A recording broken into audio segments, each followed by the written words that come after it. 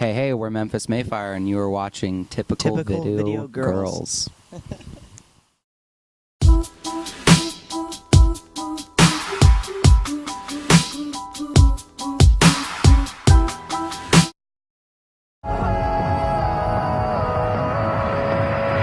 I've been thinking this could be the end of me.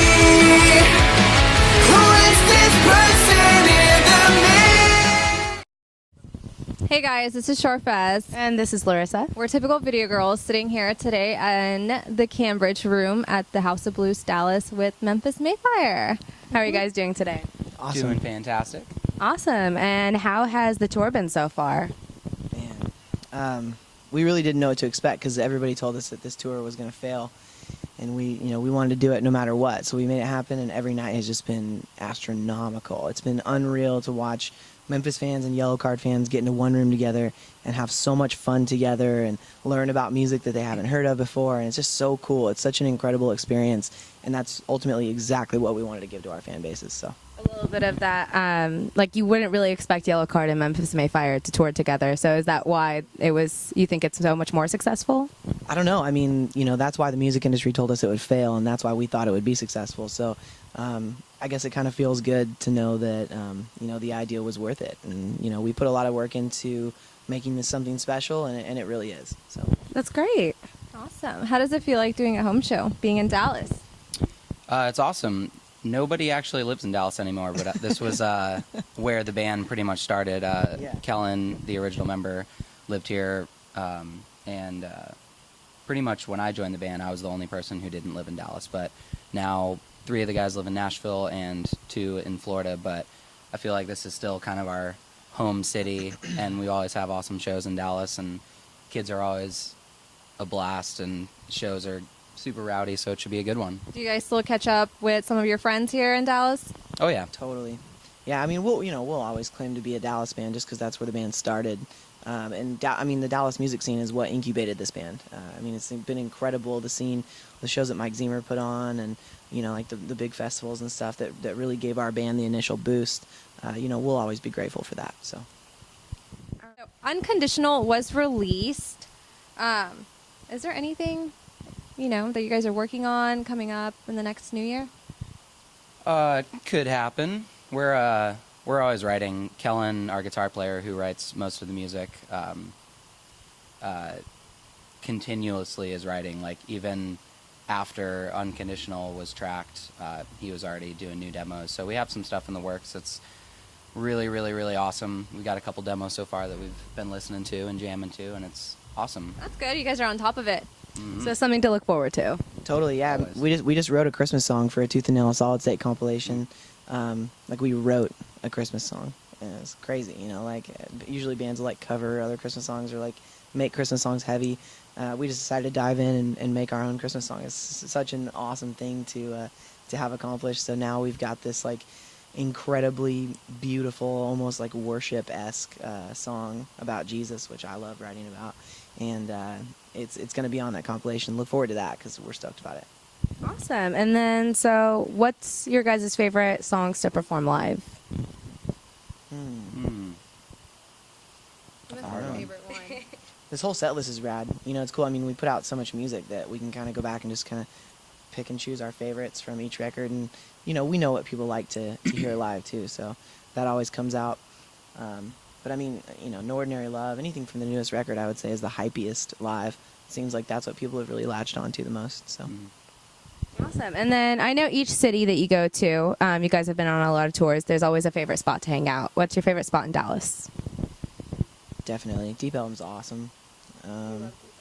Totally. Yeah, we've never actually played this House of Blues before, so this will be exciting. And we've played the Door a bunch of times, and we've done some festivals here, but this is the first time I've been in this area. I don't know if the guys who lived here have ever been down here before, but I don't know. We'll be looking for some new spots. Yeah, we'll find a new favorite spot. We came down here and watched Under Oath's farewell show Yeah. here at this House of Blues. That was an incredible experience. So, Oh, that's true. I guess we were. it's just an honor to be down here playing this venue. House of Blues, I think, is by far the most generous chain of venues throughout the United States. They always take such good care of bands, and we love playing them. So it's cool.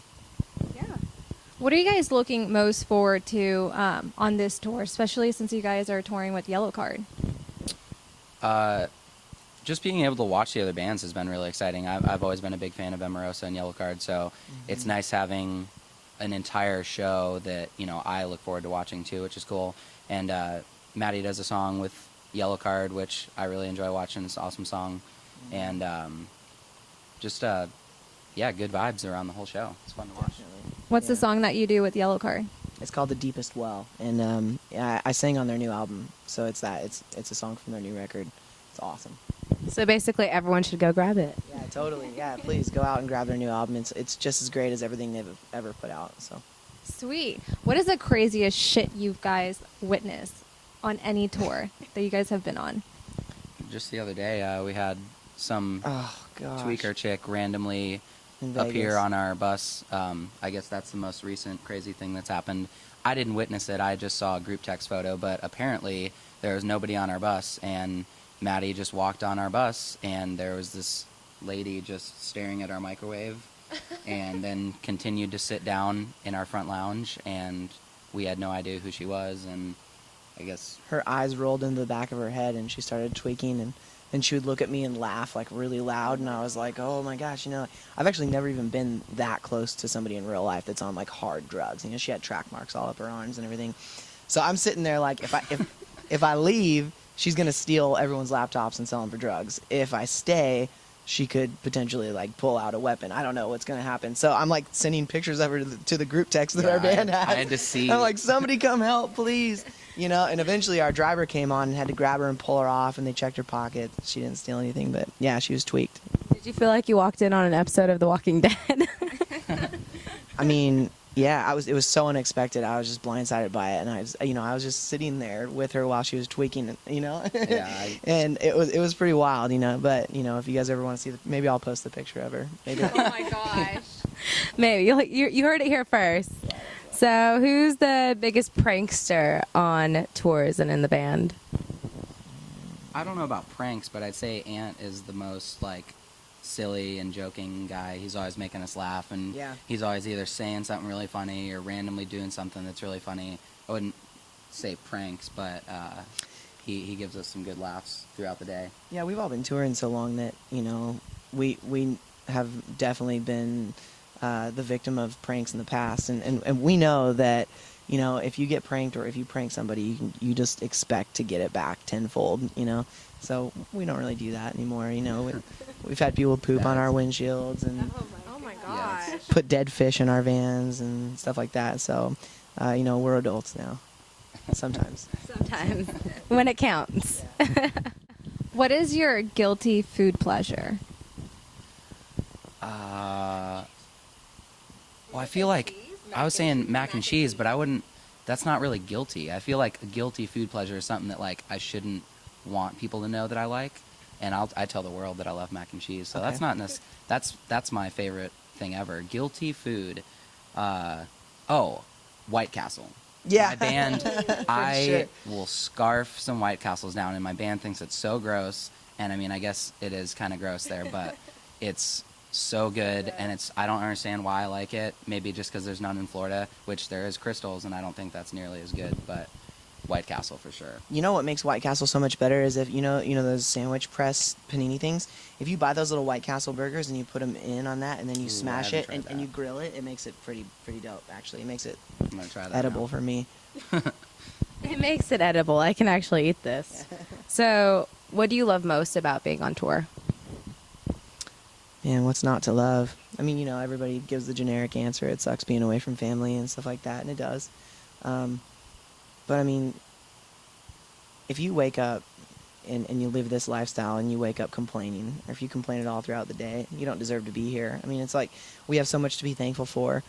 You know, we're a part of the small percentage of the world that people choose to support when it comes to music. People buy our albums and they buy tickets to our concerts and they buy our T-shirts and they come out. I mean, what do we have possibly to complain about? We eat, you know, we get to spend time with people that we love and meet new people all the time. And so I would say touring is my favorite part about touring.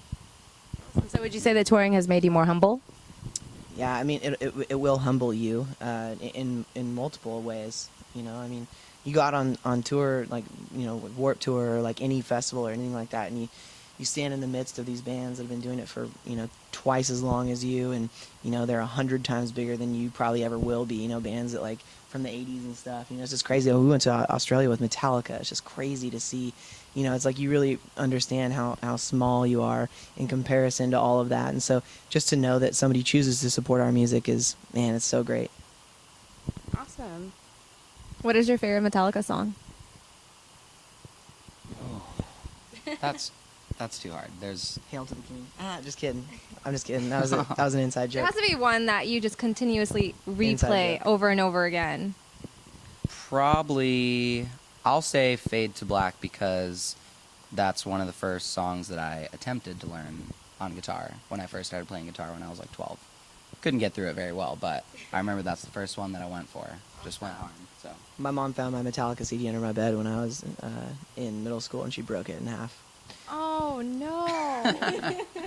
Yeah, so. Well, that's one memory. Yep. Describe how you would spend a fantasy 24 hours with no travel restrictions. like if I could do anything I want all day for 24 hours. Somewhere. Yeah, you can be anywhere. There's no money is not a problem for 24 hours. You can do anything you want. I really, really want to go to, I can't think if it's the Four Seasons or what hotel it's called, but the place on Bora Bora where you're on the little huts in the water. I've already looked it up. It's like $3,000 for tickets. So maybe if I save up like for a couple years and can have that as disposable money, but That would be that super would be cool. super awesome to go hang there for a full day and not have anything to do and just sit on the awesome water. Have you seen the individual like little island hotel rooms where like half of it is underwater and the other half is it like might be that because they're little tiny huts that you like. That would be so rad. I don't know exactly if there's a walkway to get out there or not, but I've just seen the pictures.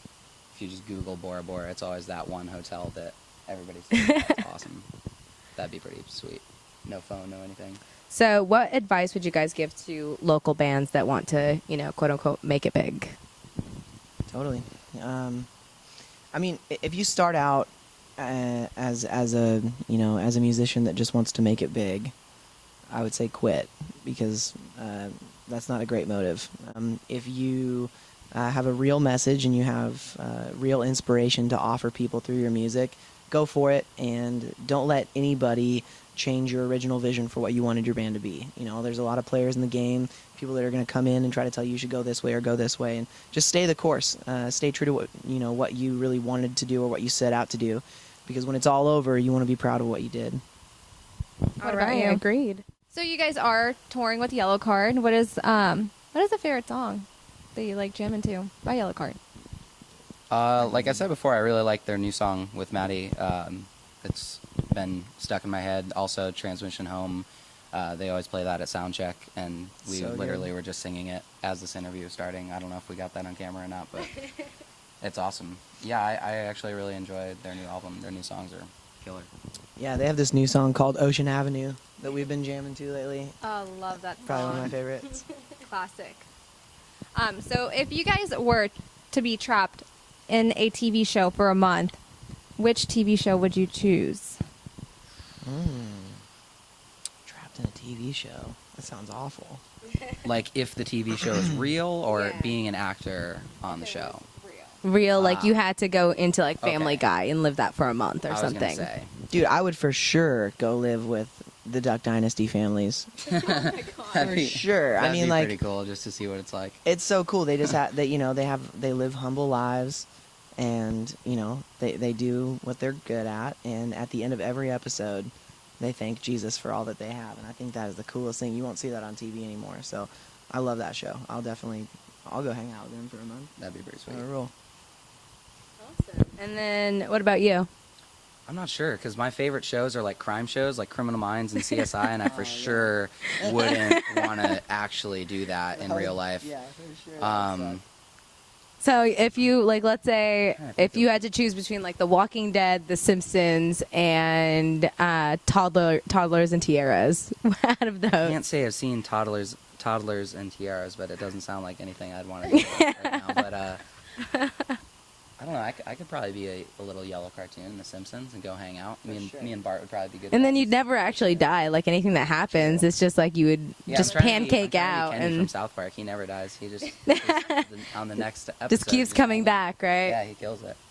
So where can everyone find your music? Standard iTunes, YouTube if you don't want to pay for it. Best Buy, Target. What's that other one? FYE, Yeah, Hot that's funny. Topic. Can't miss it. Merch Now. Yeah. Cool. And then where can everyone follow you guys and keep up to date with Memphis Mayfire? I'm pretty sure most of our URLs we have pretty standard, just Memphis Mayfire or Memphis Mayfire Official. Yeah, so Memphis Mayfire Official on Instagram, Memphis Mayfire Twitter, Facebook. regular Just- Memphis Mayfire on Facebook too. Yeah. Yep. Yeah. Yeah. So go check us out on the interwebs. All right, awesome. And thank you guys so much for coming and hanging out with us today and letting us do this interview. And thank you guys for watching. Until next time, this is Memphis Mayfire and with Typical Video Girls. Bye, guys. So sick and tired of wondering where my parents have gone. My father didn't wish me to become this. Where did I go wrong?